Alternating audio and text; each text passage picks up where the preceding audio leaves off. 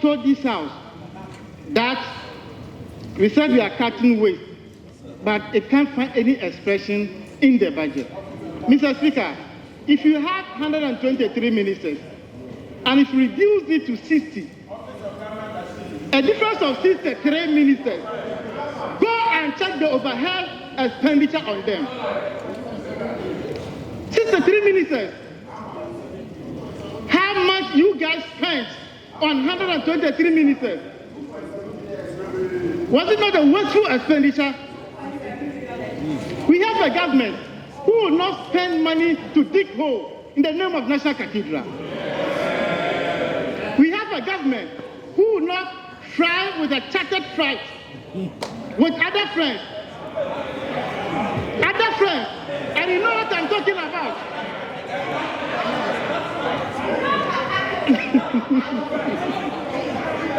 Mr. Speaker, we have a president who will not take national resources to pay goats. You are not paying goats here. You spend money to pay goats.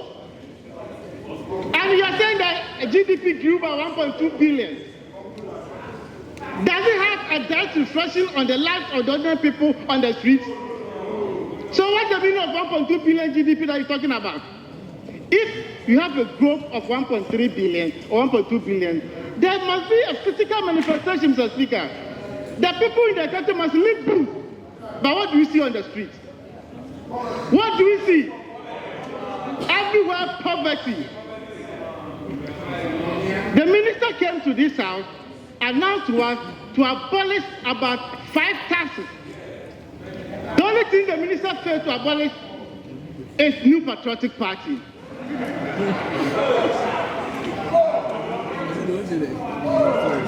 Mr. Speaker, I refer my colleagues to the 2017 budget presented to this House by Honorable Ken Oforiatta. The team is sowing the seeds for growth and jobs. I refer the House to paragraph 5 of the budget statement. Mr. Speaker, I read. Mr. Speaker, let us acknowledge that we have inherited a challenged economy with considerable debt overhang and rising interest payment caused by excessive borrowing. These are your words. At the time, Mr. Speaker, our debt stock stood at 122 billion Ghana cedis. Today, our debt is 726 billion Ghana cedis. Mr. Speaker, at the time, our interest payment was 10 billion Ghana cedis. You ended 2024 by paying an interest of 46 billion Ghana cedis. So 46 billion and 10 billion, which one is higher? Which one is higher?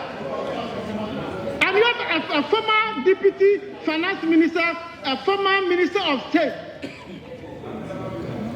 telling us that they did well, so we should clap for them. But Mr. Speaker, members should take orientation seriously in this House.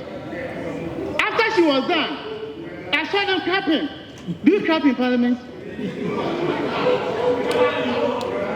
Oh, we invited you to her, you refused to attend.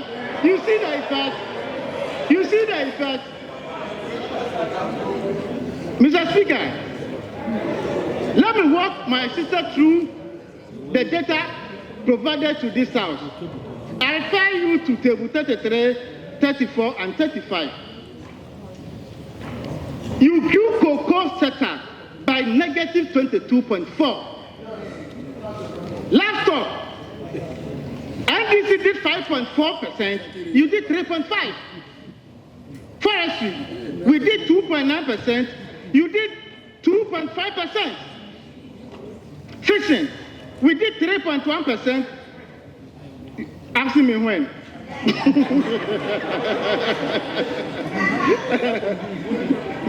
Manufacturing, Mr. Speaker, we did 7.9%, they did 7.8%. Financial and insurance activities, we did 8%, you did 1.5%. This is your scorecard. And you are here, want us to clap for you. We can't do that. The result is the 88 that you you have over there. The people of this country saw your performance.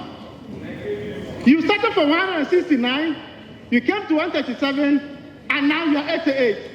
2028, for only 5 seats will be remaining here. 5.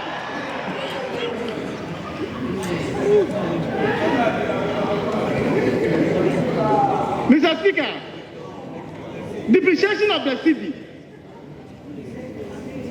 By the end of 2016, and NDC, it was 9.6%. In 2024, the cedi depreciated 19.2%. From 9.6 to 19.2, and he wants us to clap for you. Mr. Speaker, inflation stood at 15.4%. Just recently, 23.8% inflation. And you have the boldness to even talk, organize press conference. Mr. Speaker, sometimes I get confused when I hear them speaking. I will not use some of the words my sister used. Mr. Speaker, I also hear them say that they left 4 months of import cover. Mr. Speaker, we are not paying your debt. Interest and principals have been deferred.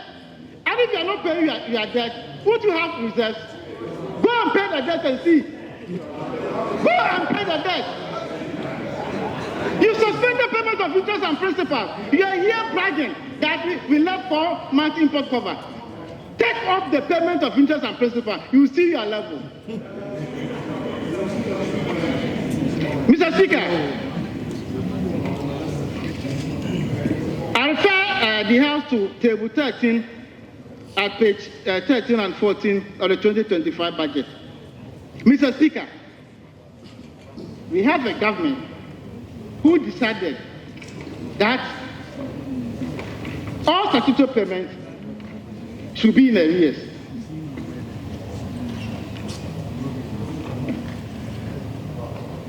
I refer the House to Appendix 2A, Mr. Speaker.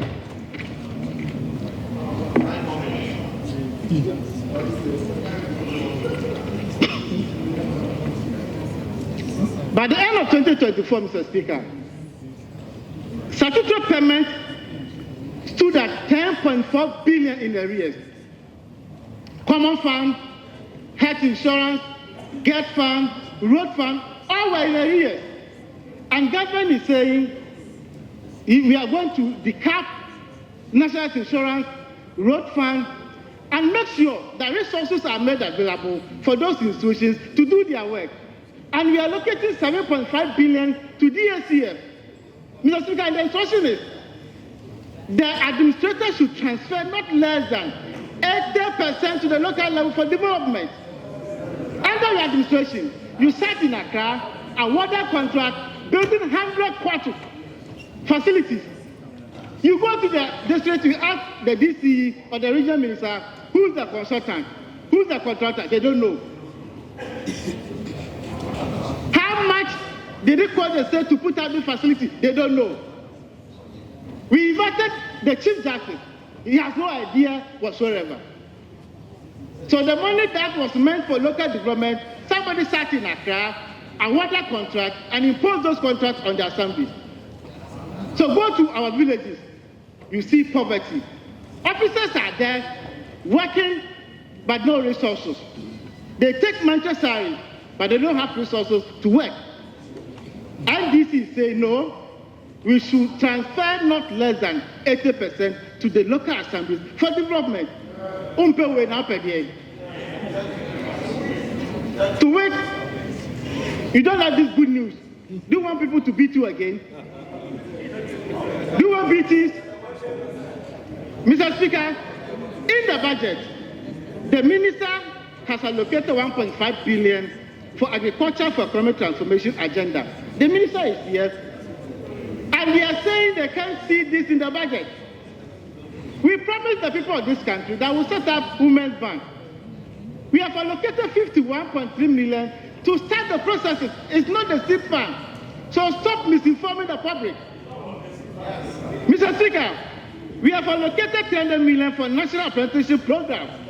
100 million for Jumura program, 100 million for National Coders program, 100 million payment to assembly members. We are paying allowances for our assembly members so that they can also do their work effectively. And this is for the first time in the history of this country. Mr. Speaker, we have allocated 292.4 million for free sanitary pad distribution to our young ladies. And you hear them say, NDP should mention one social intervention program to the good people of this country. We were distributing fertilizer free of charge. Is it not social intervention? You came and sold the fertilizers to the farmers. It's only under PP that donkeys will smuggle fertilizers to neighboring countries. Donkeys.